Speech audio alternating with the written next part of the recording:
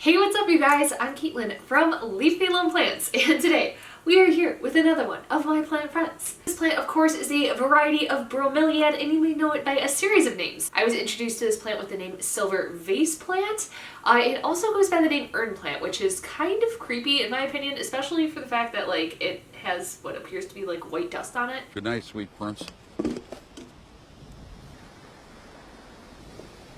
These plants are super beautiful with their large floppy foliage, and the good news is that they are super easy to care for as well. So if you have one of these plants, or if you are interested in getting one of these plants, then keep on watching and I'm going to tell you how to keep it looking happy and healthy.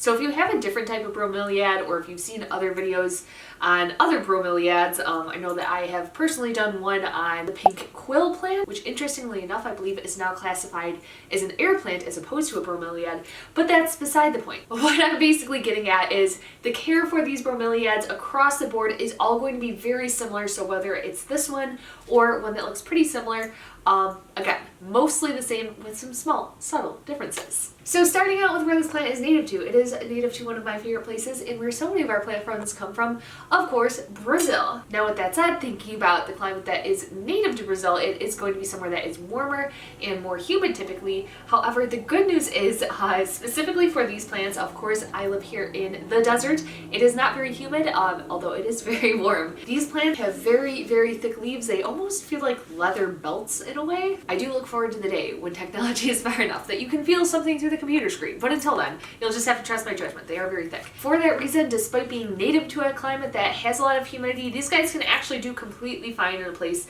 that has lower humidity. So again, if you live in the desert like myself, or somewhere that just, isn't the tropical rainforest, don't worry, you will be okay. You don't have to have this guy next to the humidifier or anything crazy like that. He will do just fine. Now, that brings us into watering, and I think the watering for these plants is actually pretty unique. So as for the soil, I guess we'll take a step back. These plants are typically in nature going to be epiphytic, which basically means that they can attach themselves to a tree or a rock or whatever they fancy, and basically they just grow and latch their roots onto there. Typically for that reason, they're not sitting in a super soggy wet medium, and the water kind of just trickles over them all the time. You're going to want to have it in kind of a well-draining soil medium, and you're not going to want to go in and water it too much. Personally, I only water this plant about once every month or so, depending on the time of year. Here it is. Of course, in the summer here it is blazing hot, so I do have to water my plants much more, but right now it's winter, and again, I'm only going in about once a month on this guy, which seems to be more than enough. Now, something a little interesting about this plant, of course, it is called the Silver Vase, and I don't want to tip it over too much because I do actually have water in here, but there's basically a vase in the center of this plant in here. So what you're going to want to do is you're actually going to want to take some water and put it inside the center of the plant. Now, I like to fill mine up a little less than halfway, maybe about a third of the way up. I don't like to go too far up because I do find that it can rot the bromeliads, but basically this is just emulating what happens in nature. Of course, if this plant was living in nature, as it rains, it would have rain flow into there and kind of just collect in there. With that said, of course, since this is my house and not nature and it's not going to continue to rain, I like to replace that water and replenish it with new fresh water that is clean every month, just so that nothing funky or weird is growing in the center of this plant. So I literally just dump any residual water out of there. It's usually not a ton. A lot of it will evaporate before then. But yeah, just kind of keeping some consistent clean water in there will kind of emulate that natural environment that it is used to. Now, another interesting thing about these plants in particular is how it comes into feeding. Now, for these plants, they can actually absorb nutrients right through their leaf panels, which makes sense because they are these giant, almost, I guess technically all leaves are solar panels, but I don't know, they're just these giant flaps that sit out and they're feed me things. So yeah, they can absorb nutrients into the leaves themselves. And for that reason, a lot of people I know will actually mix them with like an air plant fertilizer. Some people go for an orchid fertilizer. Honestly, I don't fertilize my bromeliads, and that really comes into their life cycle, which we will get into shortly.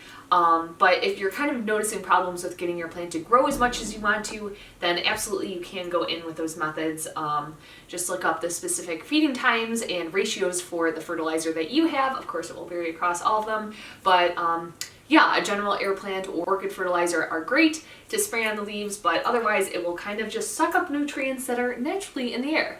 Okay, we talked about water, we talked about humidity, let's talk about light. So as for lighting for these guys, they are going to like, you know, like most of our plants around here, a bright and direct light. Of course, they're going to need a fair amount of energy to produce these beautiful spikes that you will see up here.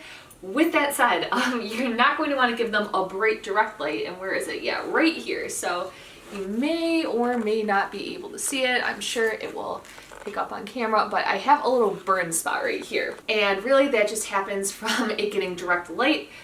This guy lives out on my patio right now. He kind of lives against this little wall divider I have, but little rays of direct light will sometimes seep through there, and it did get the corner of this guy. Luckily it wasn't too much of the leaf, so it's not a huge deal, but again, try not to leave this guy in that bright direct light because he will get major burn spots on his leaves. I've had that happen to my other bromeliads. So yeah, if you can opt for that more filtered light, this guy will really appreciate it. That brings us into talking about the beautiful flower on this plant. Now you may be thinking to yourself, wow, what a gorgeous pink flower. Well, it turns out this pink thing, actually not the flower. This is what is called a bract.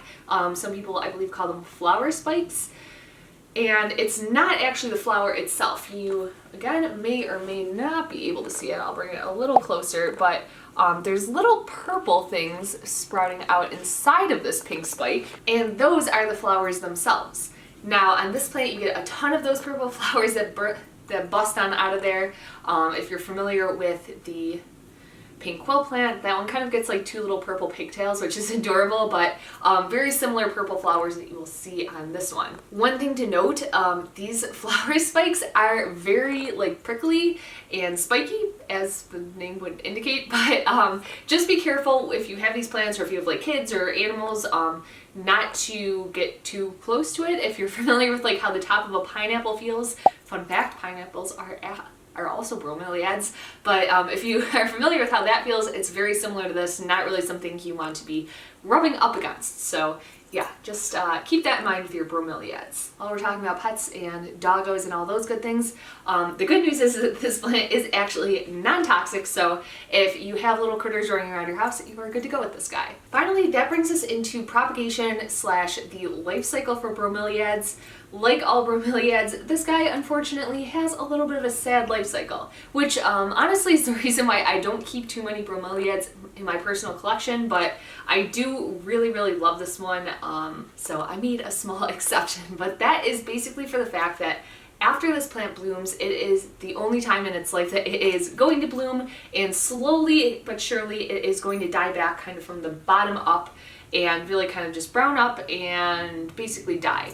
Now that sounds kind of grim, but there is a silver lining to it, which is that during that process of it dying back, these plants will put out pups around the base of the plant, and those pups eventually grow into a full plant just like this one that you can of course love and continue to care for over time. So while it is kind of sad to have to see your beautiful plant die back, all hope is not lost. You will get another one out of it and get to continue and watch the life cycle happen on these all over again. I know it was kind of a question that I had when I first started getting into bromeliads. Is there any way to stop this life cycle? Maybe like cut off the flower or just trick it into not dying? Honestly, in my opinion, I have never found a way to do that. If you know of a way, drop it down in the comments below, but my understanding is, you know, kind of like all of us here on Earth, there just comes a point in life where you move along in this life. So again, I kind of think it is inevitable that that is just going to be the life cycle of your plant, unfortunately. Some things to watch out for on this plant. Of course, it does have this beautiful silver coloring down here. One thing that you may notice is if your plant is not getting enough light, it may be more green as opposed to having this silver coating.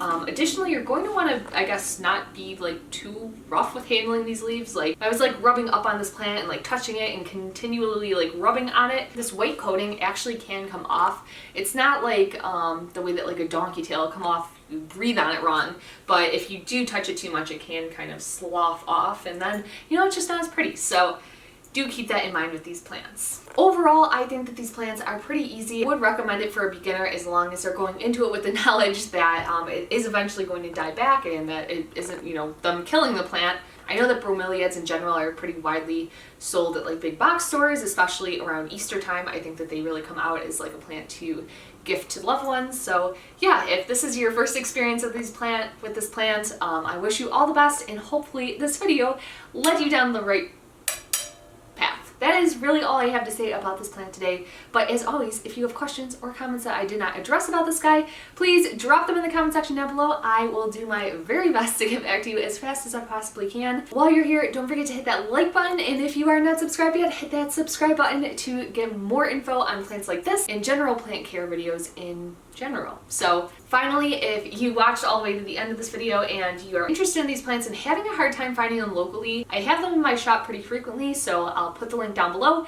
Check it out if you are interested in those. Thank you guys so much for sticking around until the end, and I hope to see you in the next video.